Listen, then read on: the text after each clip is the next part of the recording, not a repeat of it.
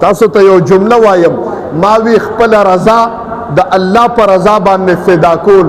شیخ سعدی بابا یو خبره لیکلې ده خو ناشنا ده، عجیبه جمله ده، نن د اورېدلې د مولیانو نه تا قیامت ته سبا پورې به ونه.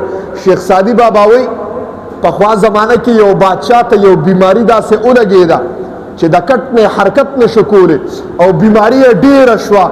د دنیا حکیمان او طبیبان را جمع کړه، چا چې زما د بیماری علاج پیدا که مقابله کې به نیمه بادشاهي ورکومه. توجه شته؟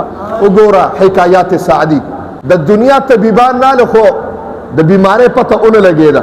یو طبیب راغی، حضرت زما استاد دی راولمې او هغه کېدی شي ستا علاج وکړي. وایي خو ډېره ضعیفه دی، د سورلۍ انتظام ورله وکړه. شیخ سعدي بابا لیکي استاد له سورلي وکړو، ډېر په دغې راوسته او دا استاد د بادشاه ته کېناسته، پوه شه چې دی مړ کېږي او علاج یې نشته. ورته وی حضرت علاج مې ستا د بیماری پیدا که. هغه وی اله وایه دبو وایه ټیم پکې ضایع نه کې. حضرت او به نه کړی شوي، زه ورته تیار یم چې څه پکار دی.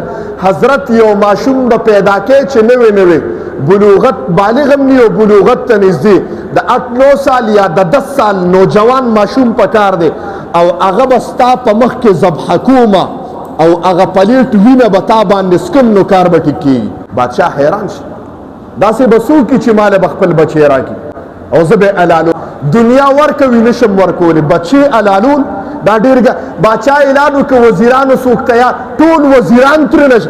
حضرت خپل بچی څنګه علال کو؟ باچا اعلان وکړه چلو دا مال او اشرفې بوجې ډکې کړې وګرځوئ په دې رعایه باندې، کور ورته د اشرفو د دینارونو نه ډک کې، خو بچی را پیدا کې. رعایه وګرځېده، په اسونو باندې اشرفې او دینارونه واچول. ګرځېدل ځنګل کې یو کور چې د غریبۍ او د رزق نه بدحاله و، په کور کې یو بچی ګرځېده چې تازه تازه نوجوانۍ ته نږدې و. دی وکته یو نوجوان راغی، دړې په اوږه اچولې وې. دی خو دا نوجوان د 8-9-10 سال ښکاره کېږي. حضرت مور پلار یې سیټ ته کړه، کور کې ورته دینارونه او اشرفې لسته 12-20 بوجې ور واړولې، د سرو بوجې چې دا منځ یې ورته د غولي ډک د دینارونه نه.